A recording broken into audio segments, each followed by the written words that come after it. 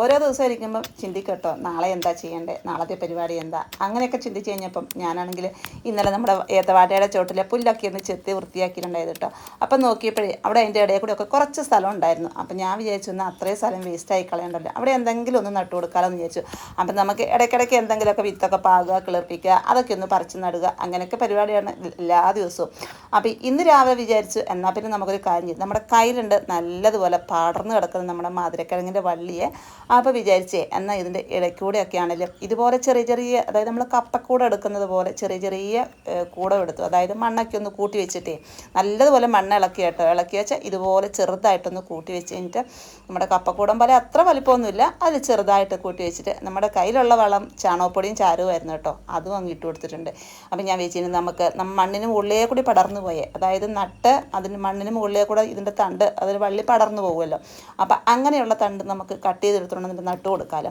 അപ്പോൾ അത്രയും സ്ഥലം നമുക്ക് വേസ്റ്റായി പോവുകയില്ല. അതായത് നമുക്ക് അത്യാവശ്യം നമുക്ക് കഴിക്കണം എന്ന് തോന്നും, അത് 3 മാസം കൂടുമ്പോഴൊക്കെ നമുക്ക് ഈ ഒരു മധുരക്കിഴങ്ങ് വിളവെടുക്കാമല്ലോ. അപ്പോൾ അങ്ങനെ നമ്മൾ ഓരോ പ്രാവശ്യവും നട്ടു കൊടുക്കുകയാണെങ്കിൽ നട്ട് പടർന്നൊക്കെ വരുമ്പോഴത്തേക്കും അടുത്ത ട്രിപ്പും ഇതുപോലെ അങ്ങ് നട്ടു കൊടുക്കുകയാണെങ്കിൽ എല്ലാ സമയത്തും നമുക്ക് മധുരക്കിഴങ്ങ് കിട്ടുകയും ചെയ്യുമല്ലോ. അപ്പോൾ അങ്ങനെ ഞാൻ മണ്ണിലേക്ക് കൂടി പോയാൽ നമ്മുടെ ഈ തണ്ട് കണ്ടോ, ഇതൊന്ന് കട്ട് ചെയ്തെടുത്തിട്ടുണ്ട് കേട്ടോ. എന്നിട്ട് ഇതൊരു 2 അല്ലെങ്കിൽ 3 തണ്ട് വെച്ചിട്ട്, അതായത് 3 മുട്ട് വെച്ചിട്ട് ഇതുപോലെ ഒന്ന് ചെറുതായിട്ട് കട്ട് ചെയ്തെടുത്ത്. അപ്പോൾ ഇത് വേണം നമുക്ക് നമ്മുടെ ഈ ഒരു മണ്ണിളക്കിയതിനകത്തോട്ട് നമുക്ക് നട്ടു കൊടുക്കാം കേട്ടോ. അപ്പം നമ്മൾ ചാരവും അതുപോലെ ചാണകപ്പൊടിയൊക്കെ ഇട്ട് വെച്ചിട്ടുണ്ടായിരുന്നല്ലോ, അതിന് മുകളിൽ നമുക്ക് നട്ടു കൊടുക്കാം. അപ്പം സാധാരണ ചിലരൊക്കെ ഏരി എടുത്തിട്ട്, അതായത് നമ്മൾ ഇത്തിരി നീളത്തിൽ ഏരി എടുത്തിട്ട് അങ്ങനെ നട്ടു കൊടുക്കുമല്ലേ. അപ്പോൾ വാഴയുടെ ഇടയ്ക്ക് ആയതുകൊണ്ട് അങ്ങനെ ഏരി എടുത്തിട്ട് നട്ടു കൊടുക്കുകയാണെങ്കിൽ നമുക്ക് വാഴയ്ക്ക് വളം ഇട്ട് കൊടുക്കാനോ അതിൻ്റെ ഇടയ്ക്ക് നടക്കാനൊക്കെ ബുദ്ധിമുട്ടാണല്ലോ. അപ്പം തോന്നിയൊരു ഐഡിയ ആണ് കേട്ടോ, എന്നാൽ പിന്നെ ഇതുപോലെ അങ്ങ് നട്ടു കൊടുക്കാമെന്ന്. അപ്പോൾ അങ്ങനെ ചെയ്താണ്. അപ്പം നമുക്ക് എന്താ പറയുക, ഒരു ഭാഗത്ത് നിന്ന് നമുക്ക് പറിക്കുമ്പോഴത്തേക്കും അടുത്ത ഭാഗത്ത് നമുക്ക് ഇതുപോലെ പടർന്ന് കിട്ടുമല്ലോ. അപ്പോൾ അങ്ങനെ നമ്മൾ ചാണകപ്പൊടിയൊക്കെ ഇട്ട് വെച്ചാൽ അവിടെ നിന്ന് ഇത്രയും കൂടി ഒന്ന് മണ്ണിളക്കിയിട്ട് ഈ ഒരു നമ്മൾ കട്ട് ചെയ്തെടുത്ത ആ ഒരു പീസ് ഉണ്ടല്ലോ, 2 എണ്ണമാണ് ഞാനിങ്ങനെ അങ്ങ് നട്ടു കൊടുത്ത് ചോട്ടിൽ ഇച്ചിരി മണ്ണും കൂടി അങ്ങ് ഇട്ട് കൊടുത്തിട്ടുണ്ട് കേട്ടോ. ഇത് നമുക്ക് പടരുന്നതിനനുസരിച്ച് വേണമെങ്കിൽ ഇതിൻ്റെ തണ്ട് നമുക്ക് വേറെ മുറിച്ച് നട്ടു കൊടുക്കുകയും ചെയ്യാം.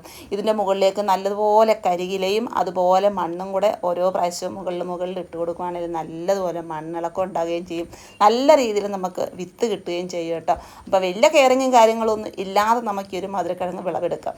അത്യാവശ്യം നമുക്ക് കഴിക്കണം തോന്നുമ്പോൾ നമുക്ക് പറിച്ച് കഴിക്കുകയും ചെയ്യാമല്ലോ. അപ്പോൾ അന്ന് ഞാൻ അത് ഇത്രയും സ്ഥലം വേസ്റ്റാക്കി കളയാതെ മനസ്സിൽ തോന്നിയൊരു ഐഡിയയിൽ ഇന്നത്തെ ചെറിയ പരിപാടിയായിരുന്നു കേട്ടോ നമ്മുടെ മധുരക്കിഴങ്ങ്. അപ്പോൾ 2 ദിവസമായിട്ടേ നല്ല വെയിലായിരുന്നു കേട്ടോ. അപ്പം ഞാൻ വിചാരിച്ചു നട്ടതൊക്കെ ആണേലും വാടിപ്പോകാതിരിക്കാൻ വേണ്ടി ചുവട്ടിലേക്കൂടെ കുറേശ്ശെ നനച്ചും കൂടെ കൊടുത്തു കേട്ടോ. അപ്പം നമ്മുടെ ഇന്നത്തെ കുഞ്ഞു പണി ഇതായിരുന്നു. ഇഷ്ടപ്പെട്ടാലൊന്ന് ലൈക്ക് ചെയ്യാൻ മറന്നു പോകല്ലേ. ഓക്കേ.